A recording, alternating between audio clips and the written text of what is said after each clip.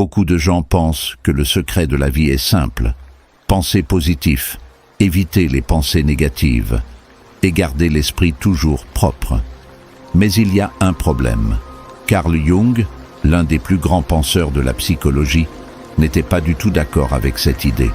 Et la raison peut vous mettre mal à l'aise. Selon Jung, chaque être humain porte en lui quelque chose qu'il préfère ne pas voir. Des impulsions, des pensées, des désirs qui ne correspondent pas à l'image qu'il veut montrer au monde. Il appelait cela l'ombre. Et voici le point le plus important. Ignorez cette ombre ne la fait pas disparaître.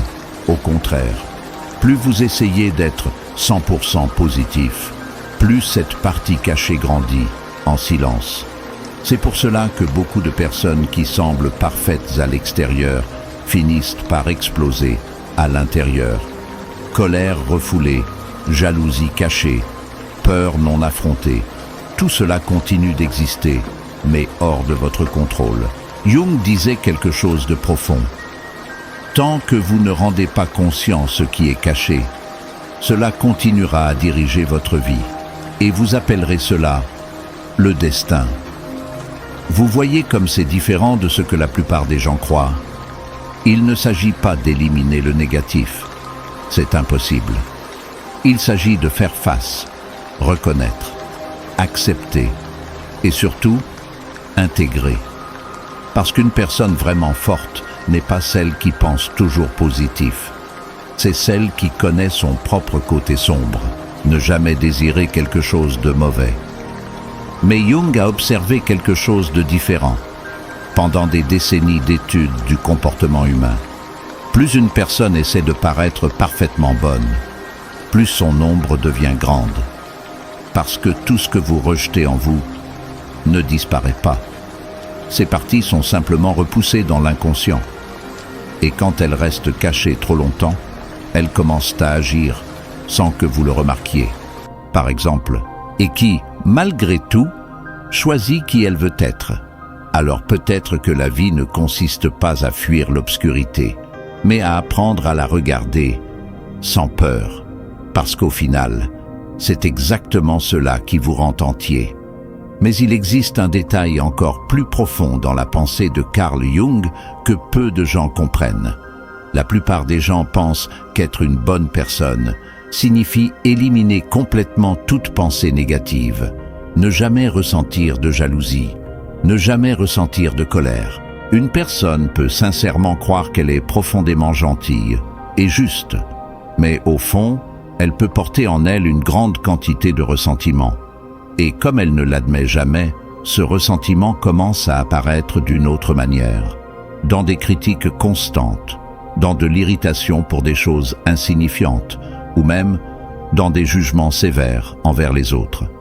Curieusement, nous critiquons souvent chez les autres exactement ce qui existe en nous. Ce phénomène a été observé de nombreuses fois par Carl Jung. Ce qui nous dérange le plus chez les autres est souvent le reflet de ce que nous n'acceptons pas encore en nous-mêmes.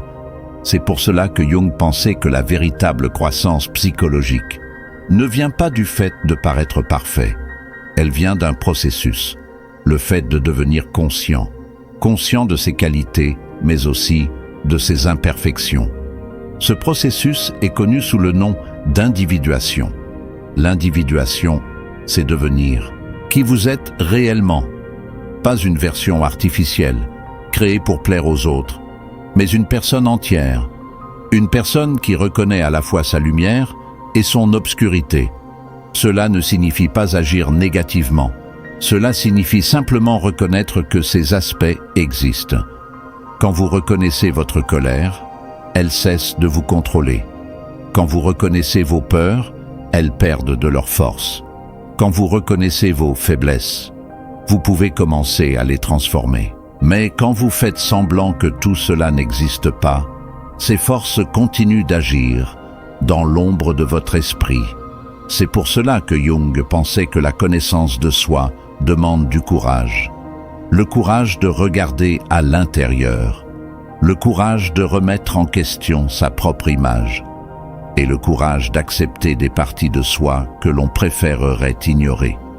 Et peut-être que c'est justement pour cela que tant de personnes préfèrent l'idée simple du « penser positif », parce que cela semble plus facile. Mais Jung nous rappelle quelque chose d'essentiel. La véritable transformation ne se produit pas quand vous faites semblant que l'obscurité n'existe pas. Elle se produit quand vous apprenez à l'éclairer. Mais alors, une question inévitable apparaît. Si nous ne devons pas ignorer les pensées négatives, que devons-nous faire avec elles? Parce qu'au fond, personne ne veut vivre prisonnier de ses pensées. Et c'est ici que l'enseignement de Carl Jung devient encore plus puissant et surtout pratique. Selon Jung, le problème n'est pas d'avoir des pensées négatives. Le problème se trouve dans deux attitudes extrêmes. Soit vous vous identifiez complètement à elles, soit vous essayez de les supprimer comme si elles n'existaient pas. Les deux chemins sont dangereux. Quand vous vous identifiez à une pensée négative, elle devient une vérité.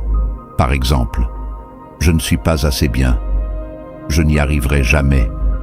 Les autres sont meilleurs que moi. » Si vous acceptez cela sans le remettre en question, votre esprit commence à agir comme si c'était un fait.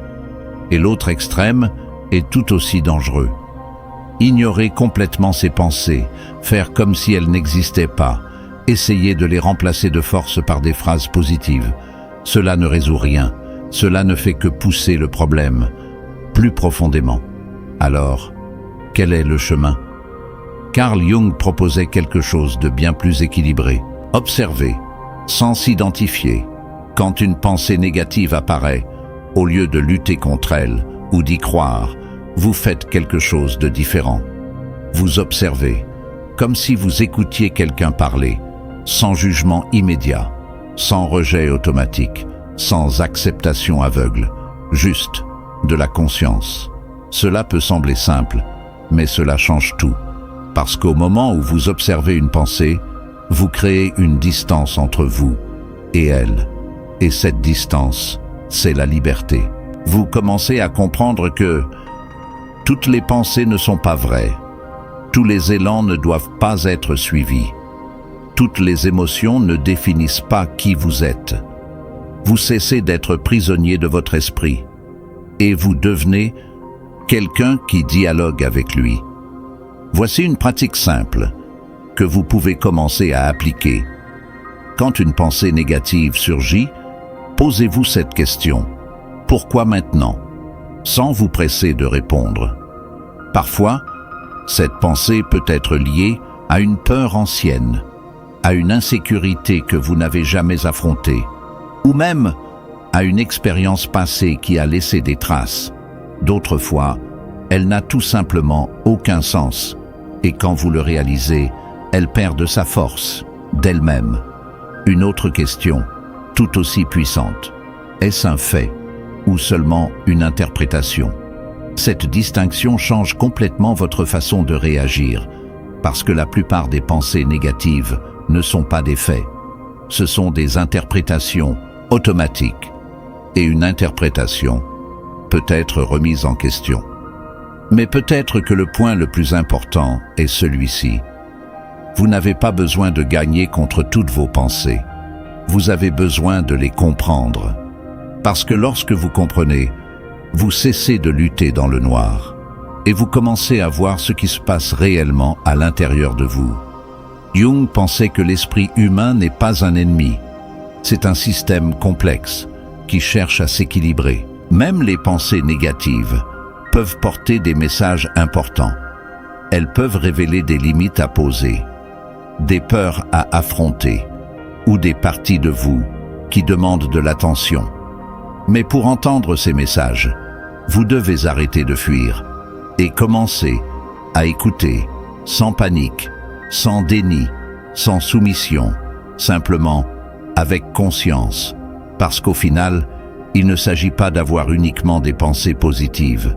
Il s'agit de développer un esprit que vous pouvez comprendre et surtout diriger.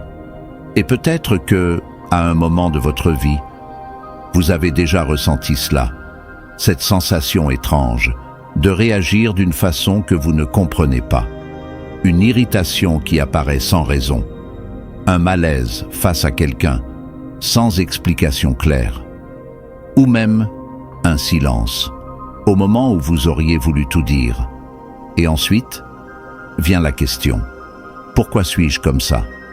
Avec le temps, beaucoup de personnes apprennent à cacher tout cela, à ravaler leurs mots, à éviter les conflits, à faire semblant que tout va bien, surtout quand la vie exige responsabilité, travail, famille, décisions difficiles. Mais ce qui n'est pas exprimé ne disparaît pas. Ce qui n'est pas affronté reste. Les années passent et ces petites parties ignorées commencent à s'accumuler, jusqu'au jour où vous réalisez quelque chose de dérangeant. Peut-être que vous avez passé une grande partie de votre vie à essayer d'être la bonne personne, sans vraiment comprendre qui vous êtes. Et c'est précisément ici que la pensée de Carl Jung devient si actuelle. Parce qu'il n'est jamais trop tard pour regarder à l'intérieur. Il n'est jamais trop tard pour reconnaître ses schémas, comprendre ses propres réactions et pour la première fois, faire des choix plus conscients. Pas pour changer qui vous avez été, mais pour devenir enfin qui vous auriez pu être, avec conscience, sans masque, sans déni, sans fuir vous-même. Et peut-être qu'il existe quelque chose d'encore plus important que tout cela. Parce qu'au fond, ce chemin n'est pas seulement le vôtre. Même si chacun porte sa propre histoire, ses propres peurs, ses propres ombres, il existe quelque chose qui nous relie. Nous avons tous, à un moment de notre vie, ressenti cela. Nous nous sommes sentis perdus. Nous avons douté de nous-mêmes. Nous avons affronté des pensées que nous ne savions pas gérer. Et ce n'est pas une faiblesse, c'est humain. Carl Jung pensait que, au fond, nous sommes tous reliés par quelque chose de plus grand, une forme d'expérience partagée, invisible, mais profondément réelle. Et peut-être que c'est pour cela que, même sans nous connaître, nous pouvons comprendre la douleur de l'autre, le combat de l'autre, cette tentative silencieuse d'avancer, même quand tout semble confus à l'intérieur. Parce que, d'une certaine manière, nous traversons tous le même chemin, à des moments différents, de façon différente, mais avec les mêmes conflits essentiels. Et quand vous commencez à en prendre conscience, quelque chose change.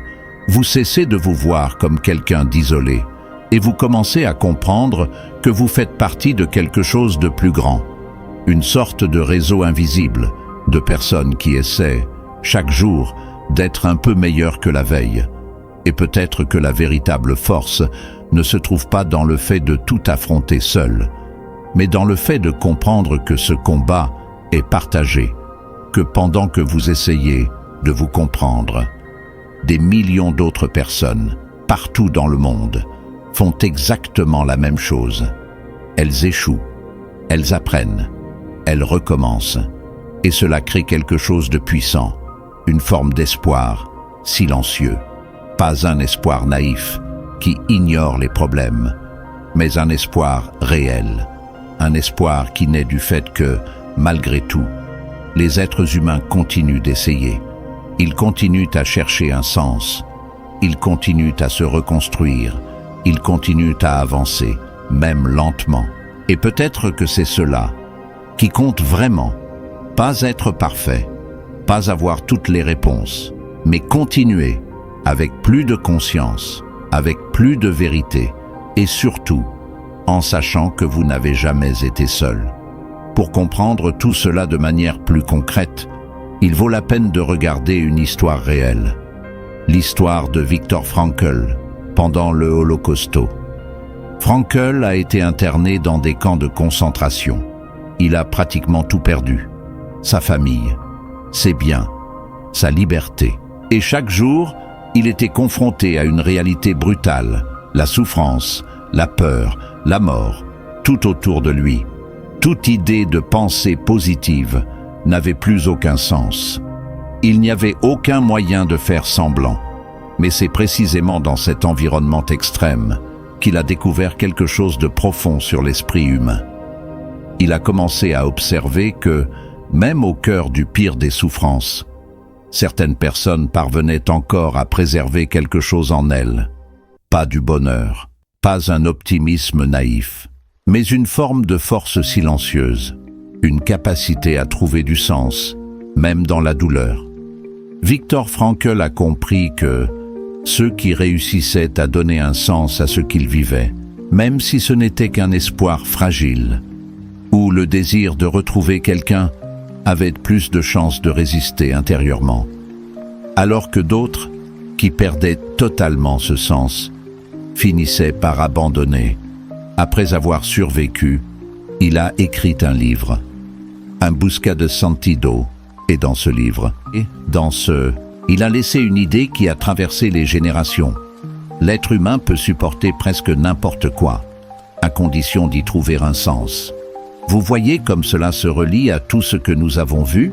Il ne s'agit pas d'ignorer la souffrance, ni de faire semblant que les pensées négatives n'existent pas. Il s'agit de faire face à la réalité, et malgré tout, de continuer, de donner du sens, d'avancer. L'histoire de Frankl n'est pas une histoire de positivité, c'est une histoire de profondeur, une histoire où l'on affronte la part la plus dure de l'existence, sans se perdre complètement. Et peut-être que, à notre échelle, cela s'applique aussi à nos vies, parce que nous traversons tous des moments difficiles, des pertes, des doutes, des conflits intérieurs. Mais dans chacun de ces moments, il existe aussi une possibilité, celle de choisir comment répondre. Et parfois, ce choix change tout. Et après tout cela, il reste peut-être une seule question. Une question simple, mais difficile à ignorer. Si vous étiez obligé de regarder vraiment tout ce qui existe en vous, sans distraction, sans masque, sans fuite, qu'est-ce que vous trouveriez? Vos peurs, vos frustrations, des parties de vous oubliées avec le temps, ou peut-être quelque chose que vous avez toujours évité. Et plus important encore, qu'en feriez-vous? Parce qu'au final, c'est la seule décision qui compte vraiment. Pas ce qui vous est arrivé, pas ce que vous avez ressenti, mais ce que vous choisissez d'en faire. Allez-vous continuer à ignorer, à faire taire, à prétendre que certaines choses n'existent pas? Ou allez-vous, pour la première fois, faire face? Peut-être qu'il n'existe pas de moment parfait. Peut-être que ce ne sera jamais confortable, mais peut-être que c'est nécessaire. Parce que tant que vous fuyez vous-même, rien ne change vraiment. Mais au moment où vous décidez de regarder, même avec peur, quelque chose commence à se transformer. Pas de manière spectaculaire, mais silencieuse, profonde, réelle. Alors la question reste, pas comme une pression, mais comme une invitation. Êtes-vous prêt à vous connaître vraiment? Et peut-être qu'au final, la vie n'a jamais été une question de perfection, mais une question d'intégrité, de devenir entier, quelqu'un qui ne fuit pas sa propre histoire, qui n'efface pas ses propres ombres, mais qui apprend, peu à peu, à marcher avec elle. Parce que c'est là, dans cette rencontre silencieuse entre la lumière et l'obscurité, que quelque chose de vrai naît. Pas une version idéalisée de qui vous devriez être, mais la vérité de qui vous êtes. Et peut-être que personne ne verra ce changement. Peut-être que le monde restera le même, que les jours se répéteront, que rien, à l'extérieur, ne semblera différent. Mais à l'intérieur, quelque chose s'aligne, quelque chose s'apaise, quelque chose prend enfin sens. Et peut-être que des personnes comme Carl Jung ont essayé de nous montrer cela, depuis toujours. Que la véritable transformation n'est pas bruyante. Elle n'a pas besoin d'être annoncée. Elle se produit dans le silence, dans le courage de regarder à l'intérieur, quand il serait plus facile de fuir, dans le choix de continuer, même sans avoir toutes les réponses. Et peu à peu, sans même vous en rendre compte, vous cessez d'être quelqu'un de divisé, et vous devenez quelqu'un de complet. Et quand cela arrive, vous ne faites pas que vivre, vous existez, vraiment. Et si, d'une certaine manière, Ces mots ont touché quelque chose en vous, s'ils vous ont fait réfléchir, ou vous voir d'une façon différente, alors peut-être que ce n'est que le début, parce qu'il existe encore de nombreuses vérités qui attendent d'être découvertes. Alors, restez ici, abonnez-vous et laissez un like.